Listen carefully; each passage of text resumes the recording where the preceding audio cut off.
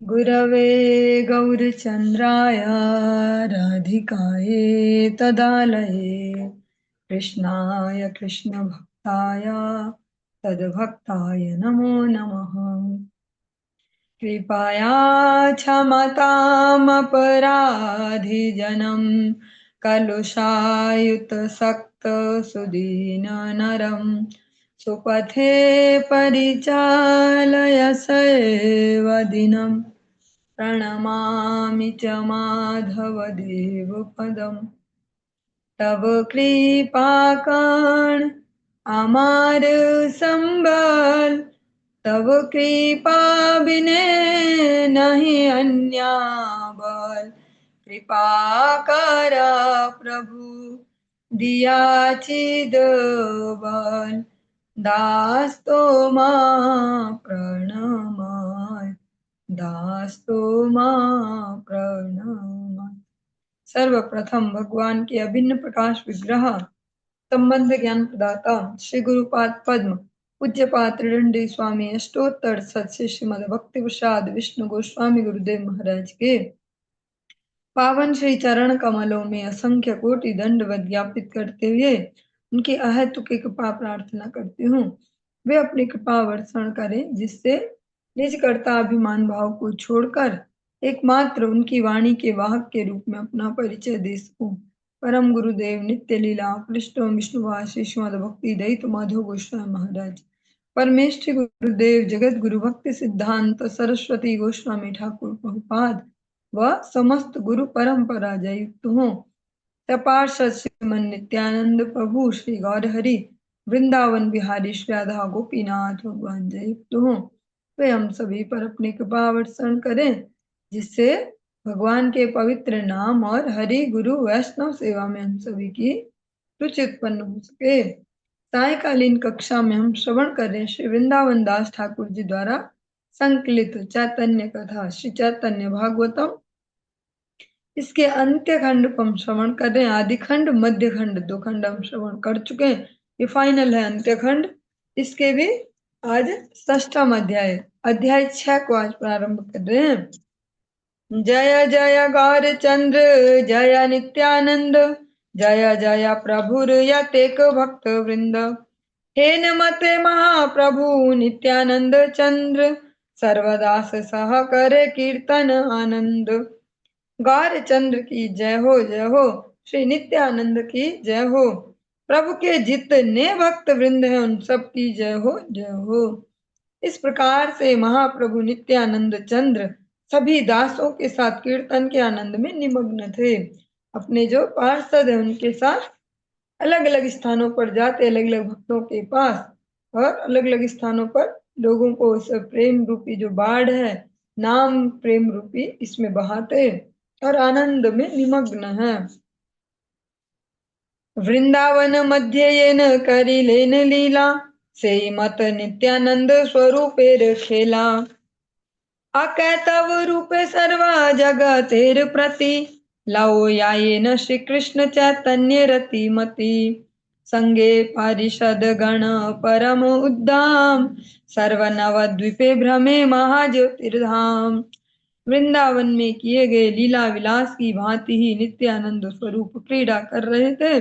निष्कपट भाव से प्रभु सभी जगतवासियों को श्री कृष्ण चैतन्य के प्रति आकर्षित कर रहे थे और उन्हें श्री कृष्ण चैतन्य चरणों में रतिमति प्रदान कर रहे थे। परम उद्दाम सभी पार्षद वर्ग के साथ महाज्योतिर्धाम सारे नवद्वीप में भ्रमण कर रहे थे।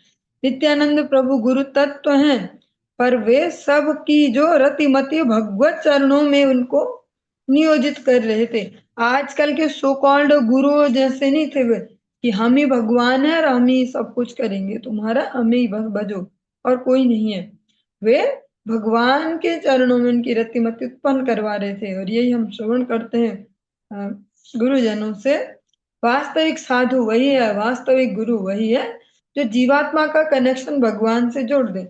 आपने सुना भी कुछ दिन पहले भी गुरुदेव दृष्टांत दे रहे थे कि जैसे कोई वर और वधु है, ऐसे कन्या और जो होने वाले जो कह सकते हैं वर और वधु, उनका विवाह करवाने के लिए पंडित जी आए और पंडित जी को लगा कि ये वधु तो मेरे लिए ठीक रहेगी, और दूल्हे को बोला उधर जाके खड़े हो जाओ किनारे, उस वर को बोला किनारे जाके खड़े हो जाओ, और जो वधु है उनको बोला कि चलो इधर। उनके साथ खुद ही सप्तपदी आदि सब करने लगे, जो जो भी आवश्यक क्रियाएं हैं खुद ही सिंदूर दान और सब करने लगे। तो उनको एक बढ़िया ब्राह्मण, बढ़िया पंडित जी नहीं कहा जाएगा। ऐसे ही गुरु का प्रमुख कार्य है जीवात्मा को भगवान तक जोड़ना, भगवान से उनके कनेक्शन को स्टेब्लिश करना, उनकी रतिमति भगवत चरणों में करना, न कि अपने चरणों में करना, जैसा आजकल ये अनेक अनेक समय से करते ही आते हैं अनेक अनेक गुरु, कि अपने से जोड़ते हैं।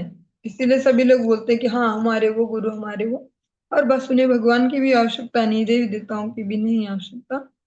पर श्री नित्यानंद प्रभु जो प्रधान गुरु तत्व है वो ऐसा नहीं कर रहे कि मेरे से ही जुड़ो तो मैं ही हूँ भगवान, जबकि वे हैं भगवान, और वे नहीं कह रहे कि मैं हूँ। वे श्री चैतन्य देव के चरणों में सबकी रतिमति उत्पन्न करवाते हैं।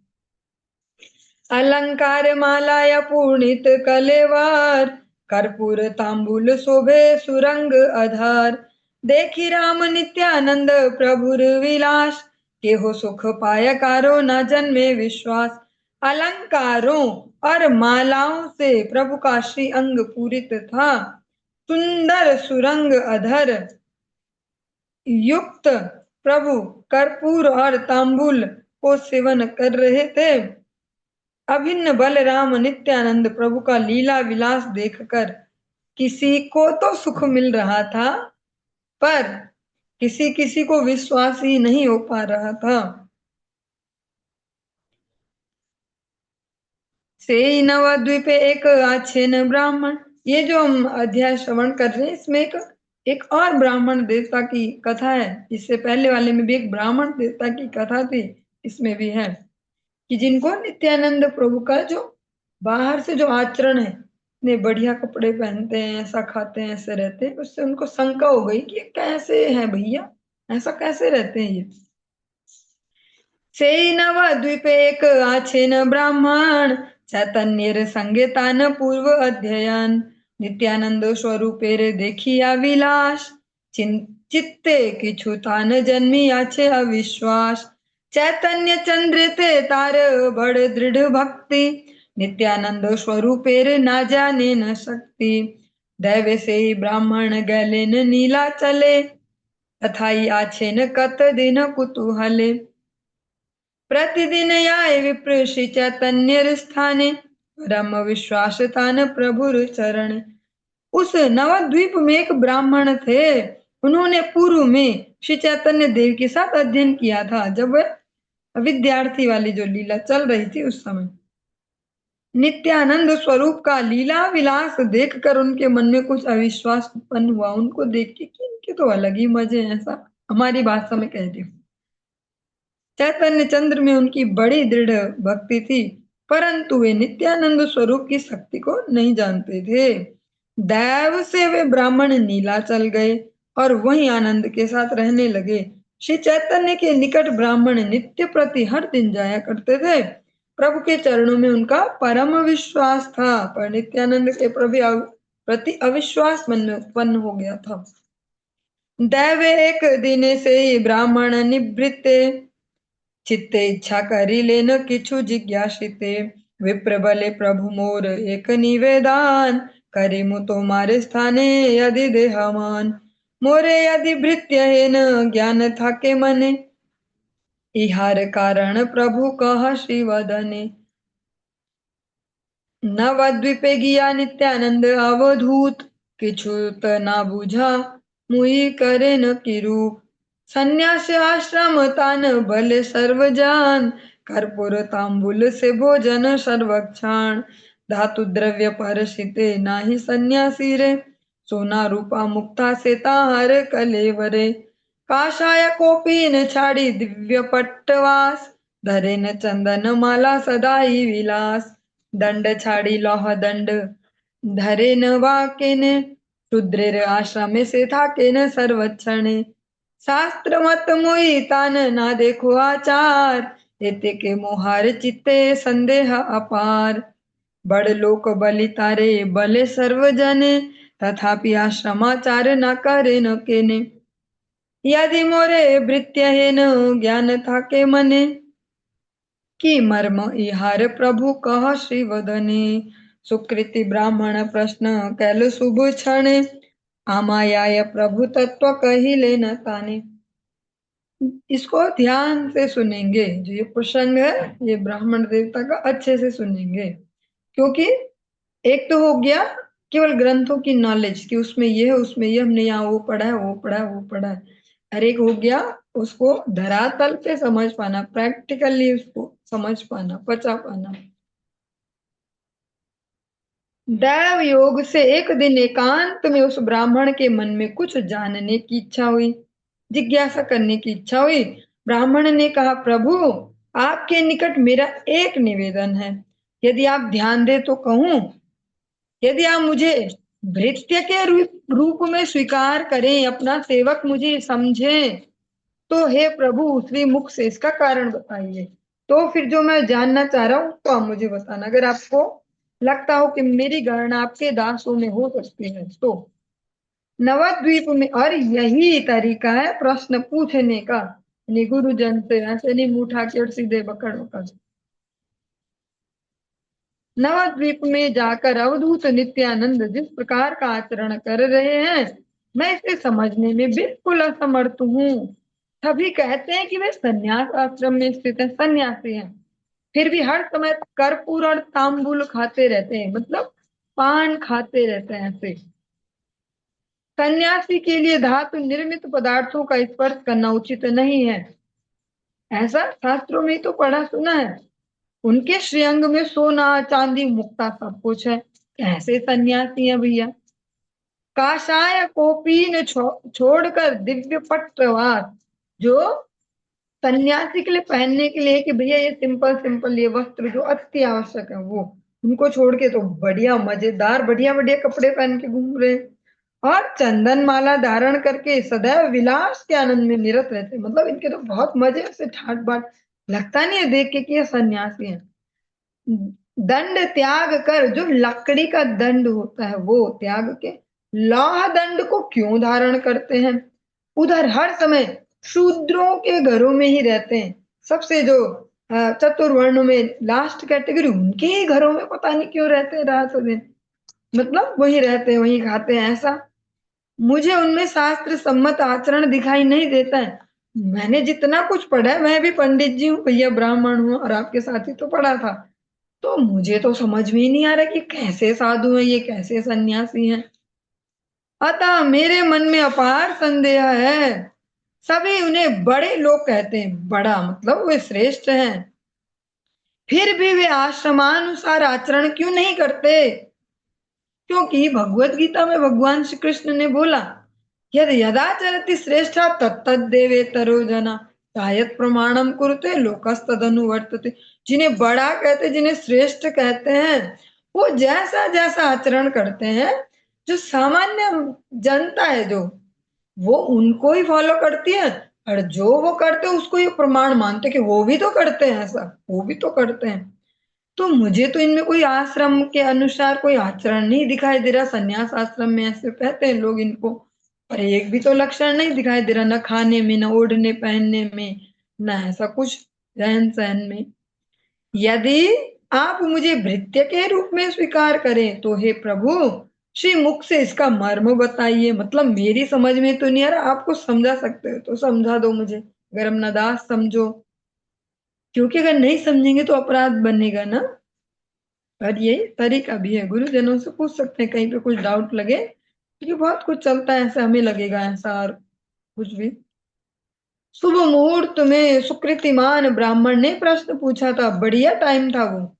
प्रभु ने माया रहित होकर उनके समक्ष तत्वों का वर्णन किया, क्योंकि आज गौर हरि भी फुल मूड में अच्छे से, उनको आज अच्छे से सारे कुछ बताएंगे।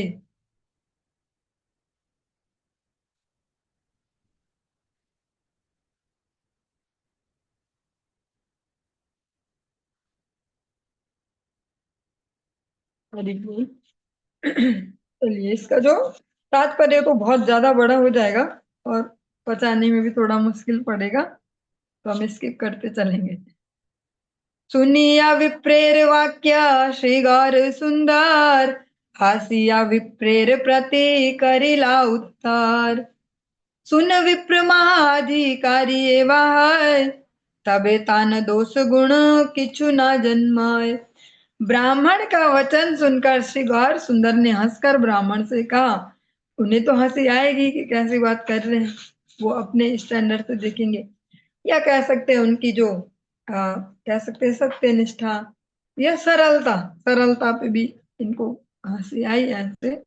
सुनो ब्राह्मण, जो महान अधिकारी होते हैं उनमें दोष या गुणों का उदय नहीं होता है। मतलब सरल भाषा में, अपनी भाषा में अपने समझने के लिए कहें तो जो श्रेष्ठ जन है उनमें हमारा अधिकार नहीं है ढूंढने को कि ऐसा क्यों और वैसा क्यों। तुलसीदास जी इसको बहुत सरल भाषा में कहते हैं, क्या कहते हैं? समर्थ को नहीं दोष गोसाई, जो सामर्थ्यवान है उसको दोष नहीं है। भगवान सुविज्ञो स्वराट, तो भगवान की लीलाओं में नहीं देखेंगे ऐसे कृष्ण तो रास लीला करते हैं इतने सारे गोपियों के साथ, तो हम दो चारों के साथ घूम लेंगे तो क्या जाएगा। पर वो तो बहुत कुछ करते हैं फिर, पर हम कुछ नहीं कर पाते हैं। तो ऐसे जो सामर्थ्यवान है उनमें गुण दोष वो नहीं देख सकते। इसका तात्पर्य श्रवण करते चलेंगे। श्री गौर सुंदर ने उस सुकृतिमान संदेह युक्त मन वाले ब्राह्मण से कहा कि आध्यक्षिक अधिकार अर्थात आपात दर्शन एक प्रकार का दर्शन है और तात्पर्य युक्त गहरे दर्शन में प्रवेश करना अन्य प्रकार की दृष्टि है। इस लाइन को मैं दोबारा बोलती हूँ।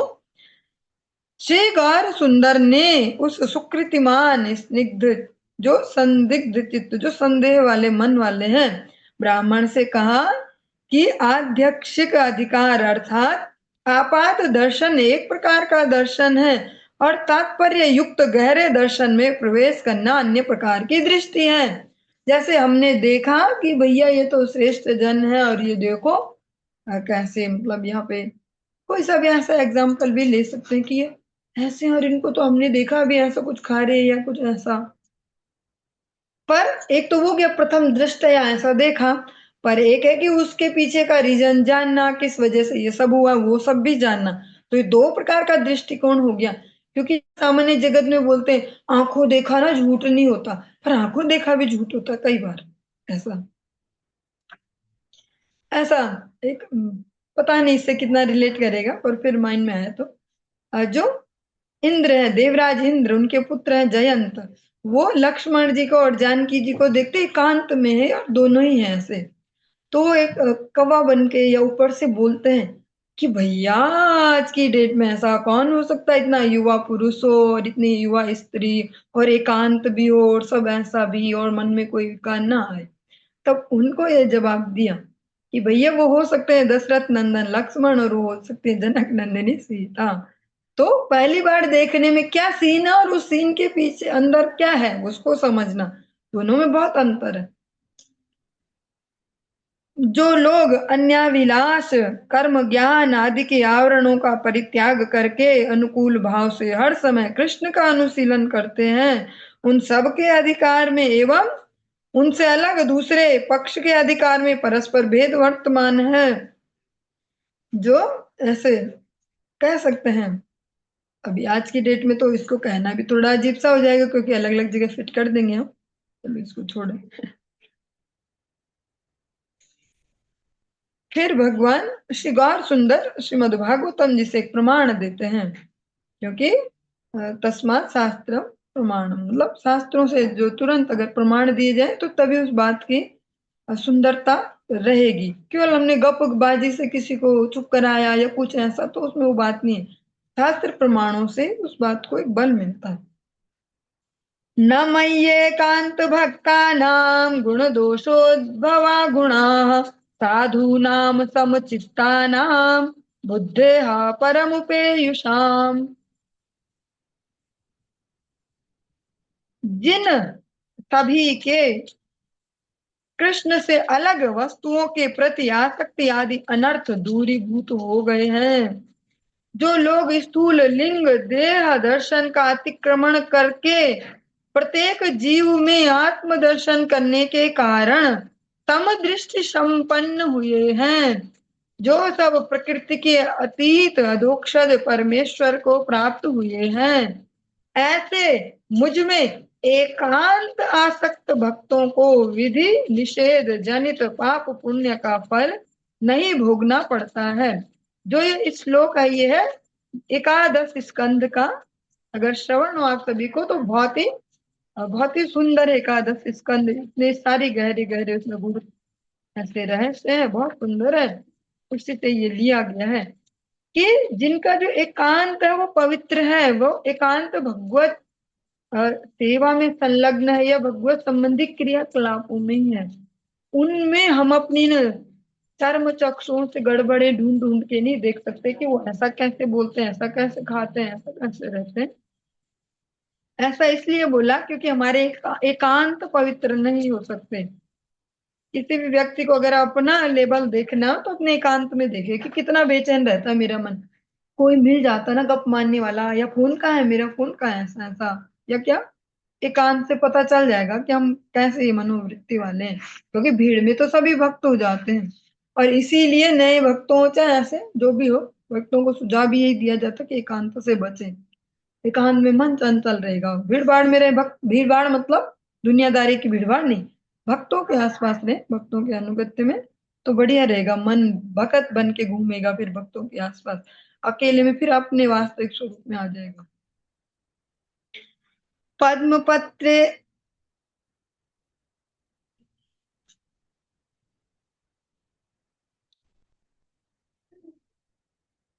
पद्म पत्रे येन कबू नाही लागे जाल, ए मत नित्यानंद स्वरूप निर्मल, परमार्थे कृष्ण चंद्र ताहन शरीरे, निश्चय जानिहा विप्र सर्वदा विहरे, अधिकारी बई करे तान आचार, दुख पायसे जन पाप जन्मे तार, रुद्र बिने अन्य यदि करे विषपान, सर्वथाय मरे सर्वा पुराण प्रमाण। हर श्रृंगार सुंदर बहुत अच्छे अच्छे लॉजिक भी दे रहे हैं इस बात को रखने के लिए कि जो महज जन है उनमें दोष ढूंढने ना जाएं। जैसे जल कभी पद्म पत्र से लगता नहीं, जैसे कमल का जो पत्ता है या हमारे आसपास जो अरबी है उस पे चिपकता नहीं है कभी भी पानी, उसमें कितना ही पानी डालो चिपकेगा नहीं, वो ऐसे गोली गोली बन के रहेगा, इधर उधर लुढ़क जाएगा, चिपकेगा नहीं। उसी प्रकार नित्यानंद स्वरूप निर्मल है, इस जगत का कलमश उन पे नहीं चिपकते तीनों गुण। हे ब्राह्मण निश्चय जान लेना कि परमार्थ में कृष्ण चंद्र उनके शरीर में सदैव विहार करते हैं। यदि कोई अनधिकारी उन जैसा आचरण करता है तो उसे दुख मिलता है और उसमें पापों का जन्म होता है। मतलब उनको डायरेक्ट ऐसा कॉपी नहीं किया जा सकता, भगवान श्री कृष्ण को भी डायरेक्ट कॉपी नहीं किया जा सकता है कि भैया कि आज मेरे मन में भी आए, उन्होंने गिरिराज जी उठाए थे तो मैं सिलेंडर ही उठा लूं एक हाथ से, उंगली से नहीं एक हाथ से, तो हाथ वही टूट जाएगा, टूट ही जाएगा, इतने अचानक से भारी भरकम तो नहीं हो पाएगा। और उदाहरण दिया एक बहुत बढ़िया सा, रुद्र के अतिरिक्त यदि कोई और विषपान करता है, शिव जी विषपान करते हैं ना, कोई सोच ले अरे शिव जी भी तो करते हैं, क्या जा रहा, कुछ नहीं होता, शिव जी ने भी तो पिया था, हम भी रोक लेंगे, यहाँ पे शिव जी ने रोका, हम बहुत बड़े भक्त हैं उनके, नीलकंठ महादेव ऐसे, तो वह भली भांति मरता तो पक्का वो मरेगा ही मरेगा। सभी पुराण शास्त्र इस बात के प्रमाण हैं। इसीलिए कहा समरथ को नहीं दोष गुसाई, शिव जी पी लेते हैं जहर भी, और जहर भी वो ये वाला नहीं हमारे आसपास वाला कि ये मॉर्टिन का एक कॉकरोच मारने वाला और ये सब की, उसको तो मनुष्य भी पचा जाते हैं ऐसे कोई कोई। जहर भी वो सबसे भयंकर वाला कालकूट विष है जो समुद्र मंथन में निकला, तो उसकी क्वालिटी कैसी होगी। समुद्र मंथन में नारी निकली एक लक्ष्मी जी इकलौती, उनके पीछे आज सारा विश्व, सारे सारे ब्रह्मांड उनके पीछे घूमते फिरते हैं, तो उसमें जो जहर निकला वो जहर भी किस क्वालिटी का होगा, इसीलिए लक्ष्मी जी का उदाहरण दिया। तो जहर भी किस क्वालिटी का होगा, जहरों में भी सबसे बड़ा राजा, तो शिव जी उसको भी पचा लेते हैं। और कोई इनको कॉपी करने जाए तो साधारण सा यहाँ का जहर भी खाएगा तो मर ही जाएगा।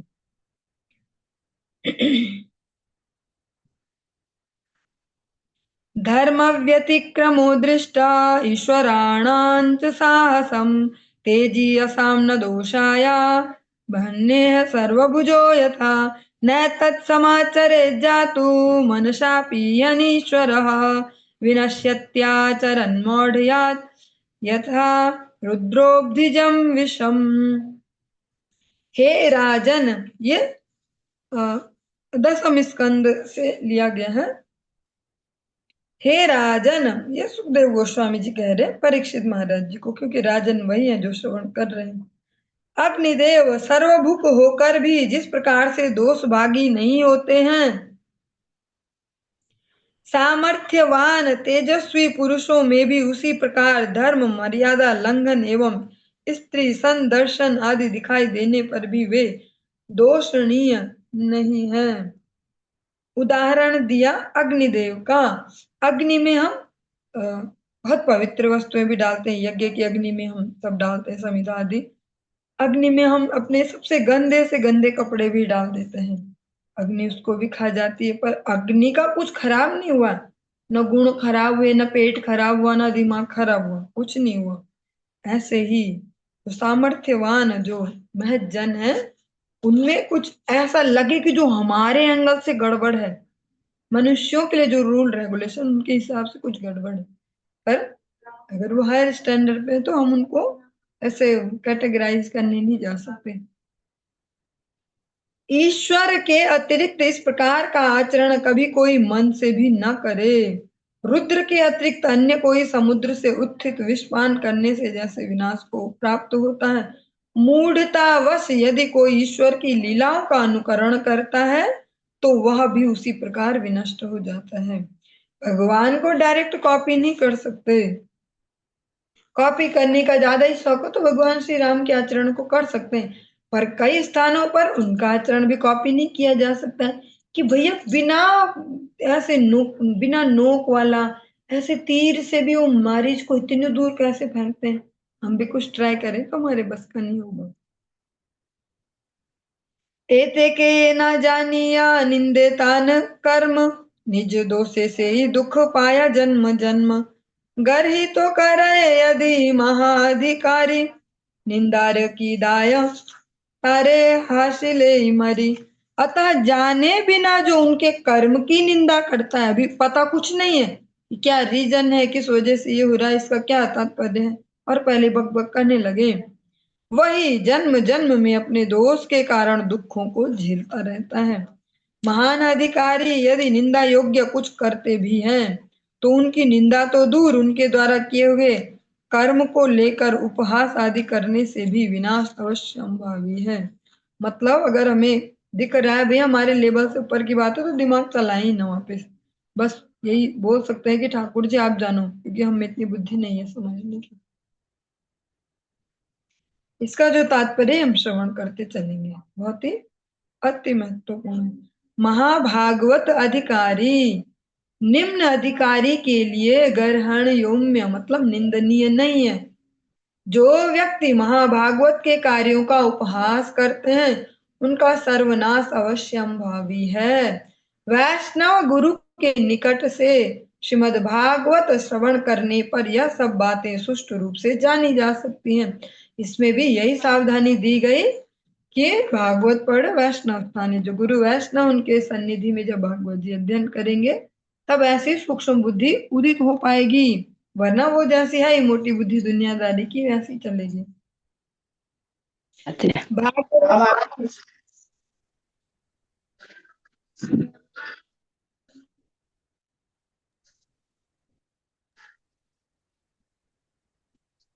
ये क्या हुआ?